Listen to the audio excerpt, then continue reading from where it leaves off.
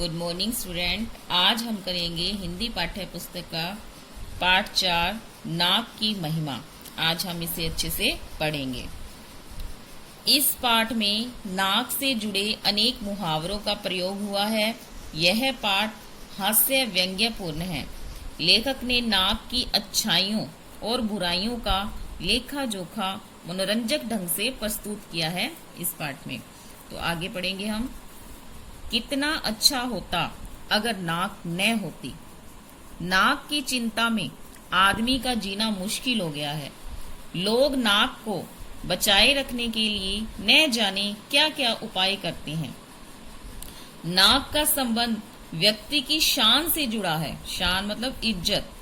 इसलिए लोग महंगी किस्तें चुकाकर टीवी, फ्रिज और एसी खरीदते हैं। शादी ब्याह आदि पर खूब खर्च करते हैं। नाक के कारण आदमी को नाको चने चबाने पड़ते हैं।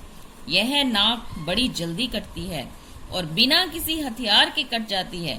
यदि घर से लड़का लड़की रूठ कर भाग जाएं, तो पूरे खानदान की नाक कट जाती है। जिसकी नाक कट जाती है वह दूसरों को भी नकटा देखना चाहते हैं। मान न मान मैं तेरा मेहमान की तरह जुकाम भी नाक में दम कर देता है। नाक तब बहुत ही बुरी मालूम होती है जब किसी शुभ कार्य के अवसर पर नाक छींक मार देती है। जब भी हमें कोई भी अच्छा काम कर रहे होते हैं और अगर छींक आ जाती है तो हम उसे अशुभ मानते हैं कि हमारा काम अब पूरा नहीं होगा। वास्तव में नाक और छींक दोनों सहेली हैं, पर ज्यादातर लोग इन्हें अकेली ही देखना पसंद करते हैं। जब हमसे कोई बड़ी भूल हो जाती है तब हम सारी हैकड़ी भूलकर दूसरों के सामने बार बार नाक रगड़ते हैं। दूसरे लोग भी हमसे नाक रगड़वाने का मौका ढूंढते रहते हैं। गुस्सा भी बहुत से लोगों की नाक पर रखा रहता है। उन्हें जरा सा कुछ कहा नहीं कि वे अपनी नाक फुला लेते हैं। नाक की जितनी कमियां या बुराइयां हैं उससे ज्यादा अच्छाइयां भी हैं। नाक रहना बहुत जरूरी है। नाक चाहे जिस भी आकार की हो पर होनी चाहिए। जिसकी नाक नहीं होती कोई उसकी सूरत देखना भी पसंद नहीं करता। नाक यदि सुंदर हो तो सोने पर सुहागा होता है। कवियों ने नाक की सुंदरता का बहुत तरह से वर्णन किया है। उसे सोने की हीरे, मोती जड़ी नथ, नथुनी, लौंग, गुलाब आदि से सजाया है। क्या आप जानते हैं कि कवियों ने नाक की उपमा तोते की चोंच से क्यों दी है? इसे सुनकर मन में अजीब से भाव उमड़ आते हैं। कुछ लोग नाक पर मक्खी तक नहीं बैठने देते।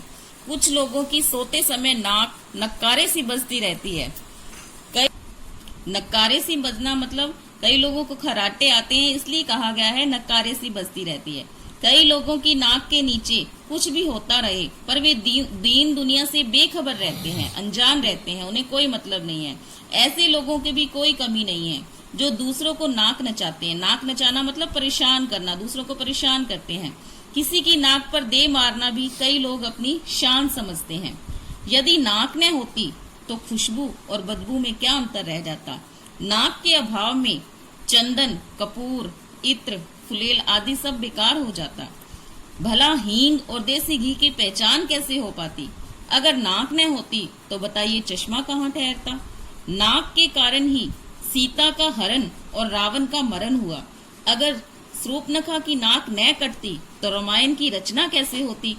महाभारत का आधार भी तो द्रौपदी की नाक ही था। द्रौपदी ने अपनी इज्जत बचाने के लिए, नाक बचाने के लिए ही महाभारत का युद्ध करवाया था।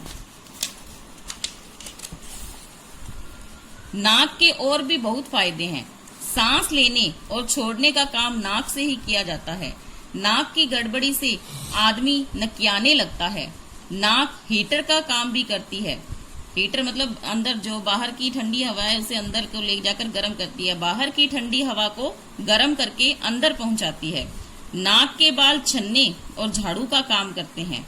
कई लोग अपने बांस की नाक के बाल बन जाते हैं। बांस मतलब स्वामी जो होता है, मालिक होता है, उसको कहा गया है। इस प्रकार नाक की बड़ी महिमा है, बहुत महत्व, इसलिए नाक का बहुत महत्व है। आगे है मुहावरे। नाक से संबंधित ये कुछ मुहावरे दिए गए हैं, इन्हें आपको अपनी नोटबुक में लिखना है। नंबर 1, नाको चने चबाना। नाको चने चबाना मतलब बहुत तंग करना। नाक कटना, बेइज्जती होना।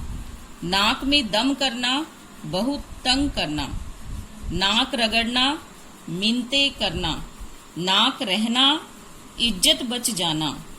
नाक पर मक्खी न बैठने देना, अपने विरुद्ध कुछ भी न सुनना। नाक नचाना, परेशान करना। नाक का बाल बन जाना, बहुत प्रिय होना। नाक के नीचे होना, उपस्थिति में घटना। अब ये मुहावरे आपको अपनी उत्तर पुस्तिका में लिखने हैं और इस पाठ को रीड करना है। धन्यवाद।